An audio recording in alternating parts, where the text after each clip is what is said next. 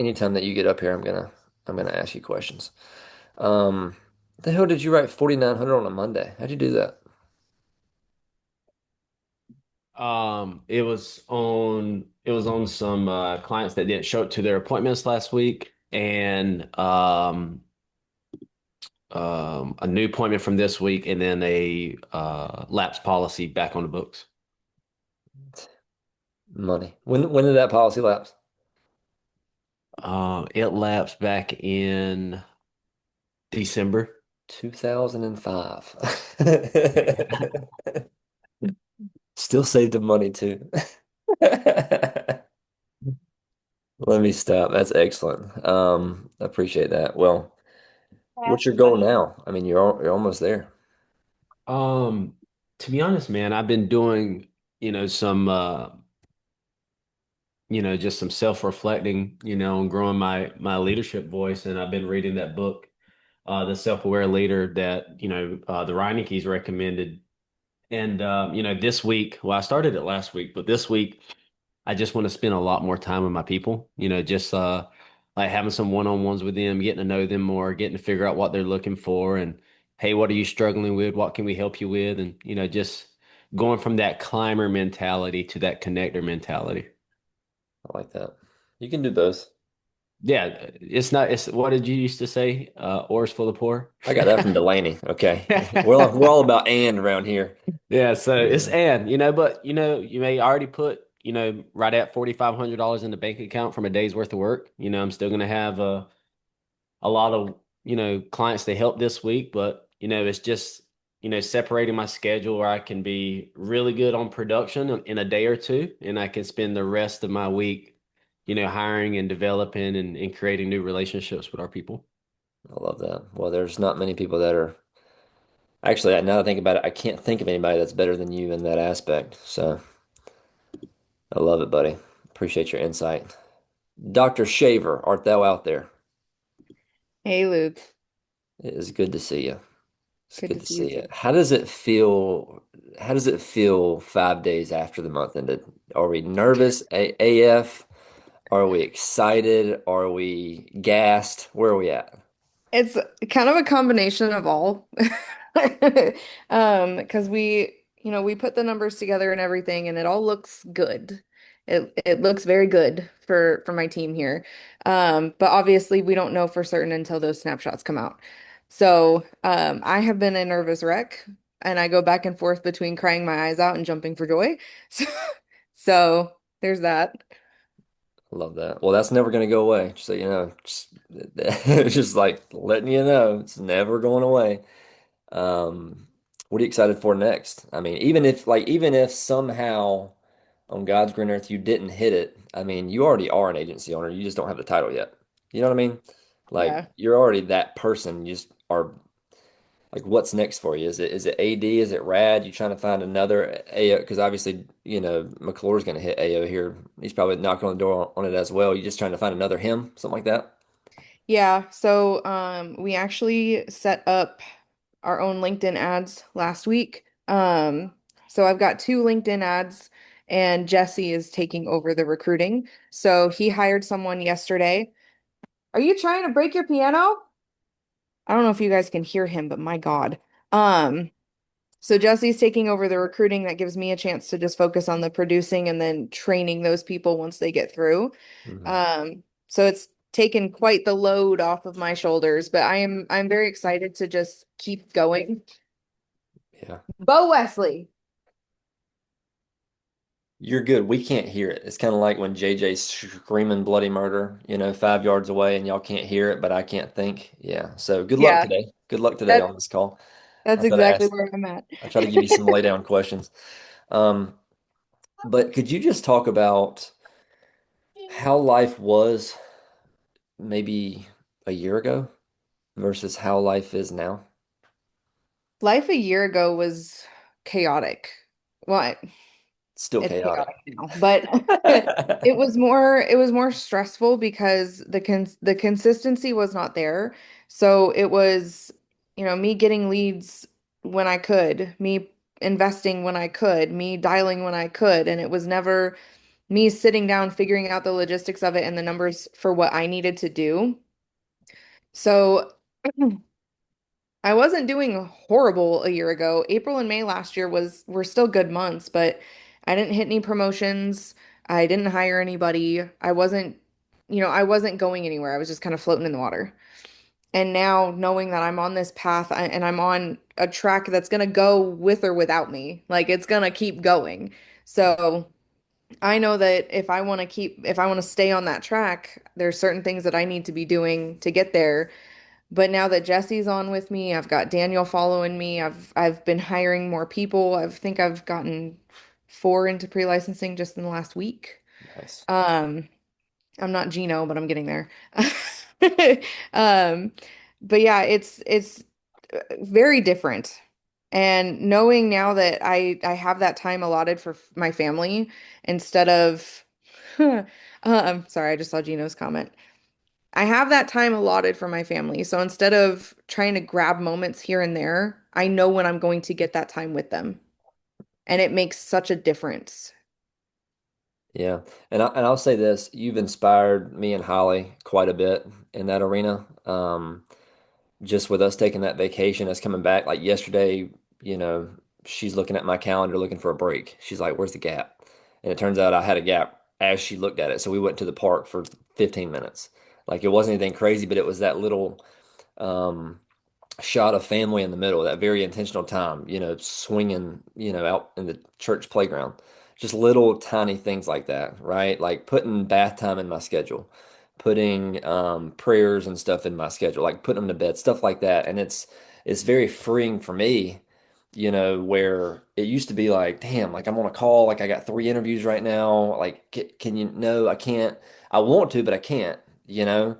Versus now, it's like there's nothing in my calendar because I put my calendar that way because I know I got after it before and I know I'm going to get after it after, you know. But I think that feeling for you, Tori, that stress as you called it, it's a different type of stress now. Like the house wasn't really on fire. We were just trying to make sure that the light stayed on. And now there's a fire in the house and it's in the basement. And we got to get the hell out. We got to go, right? How does that sense of urgency feel? It's a little bit different. It's almost like a FOMO because I feel it too. Because obviously Tyler's nipping at my heels. You know. Yeah, I mean, I talk to Daniel multiple times a week, if not multiple times a day.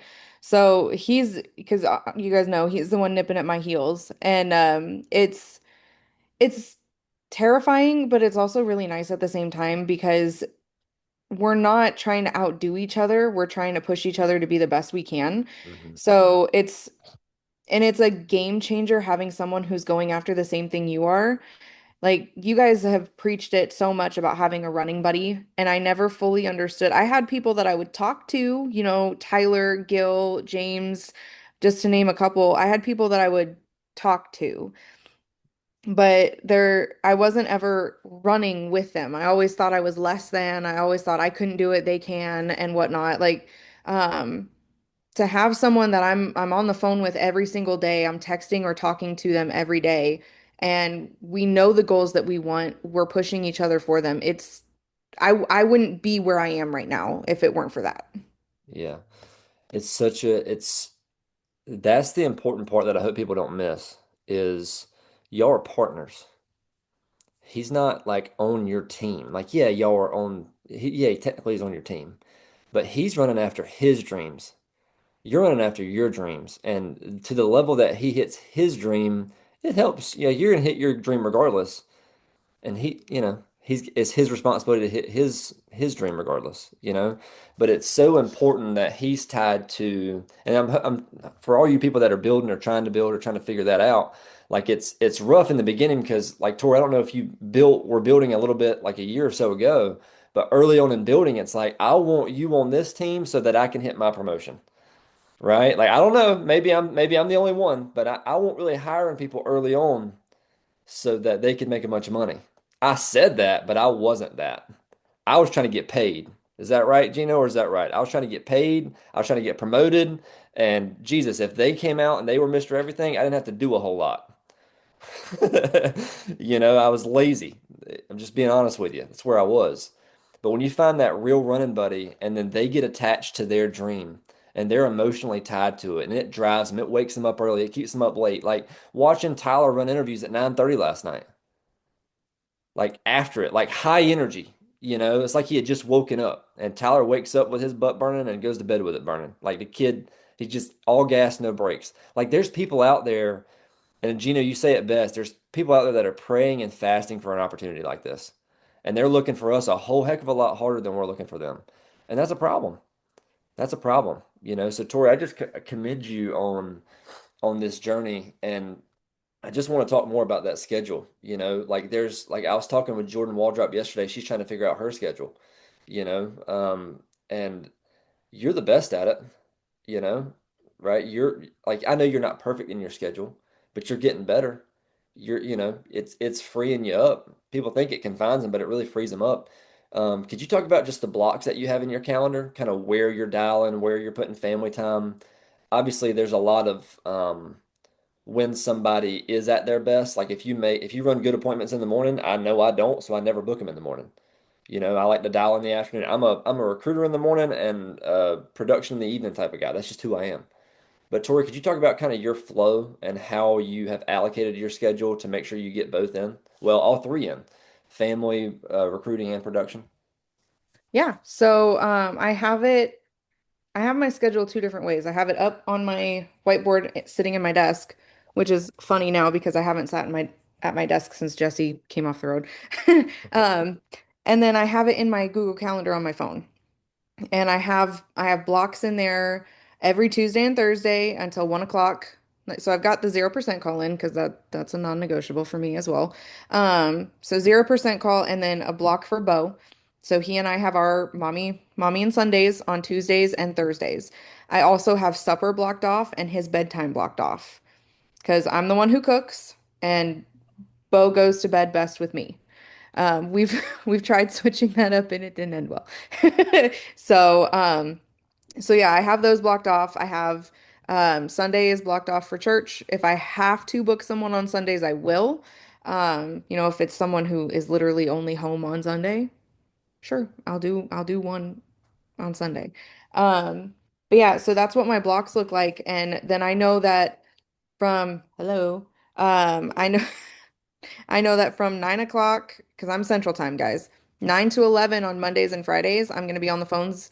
Mondays is usually appointments, Fridays is dials. Hello. And then I have huddle and lunch. Lunch is, it's known, but it's not blocked off in my schedule. So I do sometimes still run appointments over lunchtime and interviews.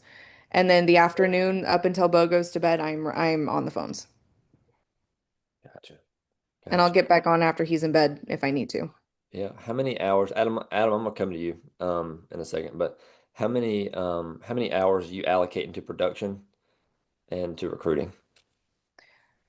So it's switched now that Jesse took over recruiting, but when I was doing it, That definitely helps. Having a recruiter definitely helps. But you yes. still have to have time in there to develop people.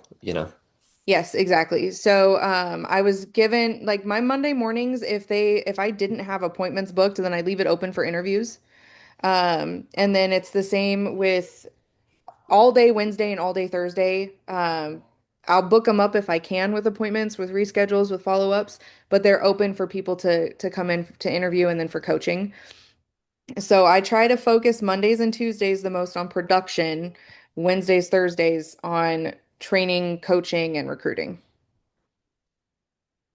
Hope y'all are taking notes. She's like literally about to get announced as an agency owner. So if y'all ain't taking notes, I'm taking notes.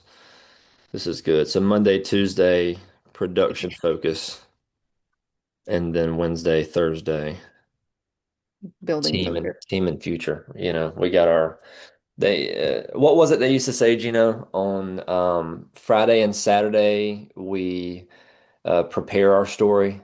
On Monday, Tuesday, we write our story, and on Wednesday, Thursday, we share our story. Isn't that I what like I've that. always heard? I love that. Go ahead, Adam. Can you guys hear me? Gotcha. Hey, I just want to point out one thing Tori said is that she said that she found a running buddy in Daniel and they hold each other accountable to their goals. That means that they had a conversation about what those goals were. And I guarantee you, from talking to Daniel and talking to Tori, that neither one of them are afraid to say, why didn't you do that? Why didn't you hit your goal? How did you fail? Okay, how are you going to get better? I think that's huge to set goals with somebody who's willing to have the tough conversations to hold you accountable. That's a huge thing in the military. I don't know why we don't do that a lot more in the civilian world. But Tori, commend you for doing that and saying that. And there's no doubt in my mind that AO is coming in just a few more days. It's going to be announced, and Daniel's right on your heels, like you said. So, and I think it has a lot to do with that goal setting. Yeah. Absolutely. What'd that conversation sound like? Hey, what do you Um, want? it was, I mean, he was upfront about it off the bat. Like it was he was so upfront that we hadn't even gotten him in his course yet, and he told me what his goals were. Hmm. Um, we did the three-way call with Aaron, and we get off the phone, and Aaron texts me. He goes, "You better effing run, because this guy's gonna catch you if you don't." And so then Daniel, he got through his course and everything, and he started getting through the training and all of that. And we kept talking about it. He goes, "I'm gonna be at the top, and Hmm. I don't want to pass you, but if you don't stay ahead of me, I will." He's like, "I don't want to do that to you. I want you to get there with me, but you got to do what you need to stay ahead." And so we just keep revisiting that. Like there have been a couple months where we got on the phone and he didn't do as well as he wanted to and I didn't do as well as I wanted to, but we were still hitting the goals as a team. So fortunately for us, we haven't had a month yet where we were like, man, we missed it. Because even though we've both had hard weeks, even multiple weeks, we are still doing enough work to where we're still getting where we need to go. Yeah, there's something about a running buddy, several running buddies, having a team that just smooths out this ride just a little bit. It just smooths it out, you know. Daniel, you want to talk about this as well? Not really. I fell asleep in my son's bed last night. um, no, I would. The only thing I would say there is that we do talk. To be honest, I think we are going to continue to grow our relationship in accountability, and I'm excited to do that. But we have, you know, asked questions about where we want to go, and I feel like it's important to ask your upline questions and to be concerned. Yesterday, we talked about a bunch of different stuff, and I think that one of the most important pieces is caring about other people's success more than yourself, all in all aspects of it. Like it has to be like a habit that you don't think about what you're going to get, but what other people are going to get. So, for instance, I already know what Aaron's goals are. I'm already talking to Jordan about what are your goals, and I'm kind of, also elbowing them and saying, hey, like, 130 with no 130s is not really that great, is it? Um, AO without any AOs is not that great, is it? Right? Um, so just pushing your people above, like, because you care about them, like, hey, I see you, Jordan, as a 130 with 2130s and 70 AOs under you, in the next 3 years. Hmm. That uh, caring about your upline and then caring about your downline. So overall, I would just say caring about your people. And just so you guys know, I care about every single one of you guys, whether it's sideline two. I care about my sideline. Um, we've had some conversations even at the powerhouse with Tyler and Luke, and Tarl and a bunch of other people that were there with me at that. But and it's only going to continue to go from there too. So holding people accountable to their own dreams and helping them to dream, because sometimes it's easy to just get caught up and not dream anymore. So um, reigniting those dreams, I think, for other people is so important. Caring about other people more than yourself. Yeah, that's so good. I just appreciate Tori, appreciate you, Daniel, appreciate you, Aaron. I know you ain't up here, but I appreciate you too. You guys just inspire. It's new people are the lifeblood. It's just crazy what one business, but like, guys, if you're not recruiting everybody that you talk to, like, who knows what they might want? Daniel was a client. He was a lead. You know what I mean? Like, thank God Tori was working different time zones. It's crazy. She was gritty getting different time zones, and then she just finds a damn Daniel McClure. And then what does she do? She leverages her upline, just like we're taught. So guys, get after it today. Okay, you're one call away, you're one recruit away. Honestly, you're one phone call to a prospect, turning them into a client, getting paid, buying some leads to getting this thing on the road. Like, you're right there. You're a millimeter away. I was listening to Tony Robbins this morning, and it's like you're a millimeter away. It just don't feel like it. You're a millimeter away. You don't even realize how close that you are. Okay, let's get after it today. I love you guys, and we'll see you this afternoon.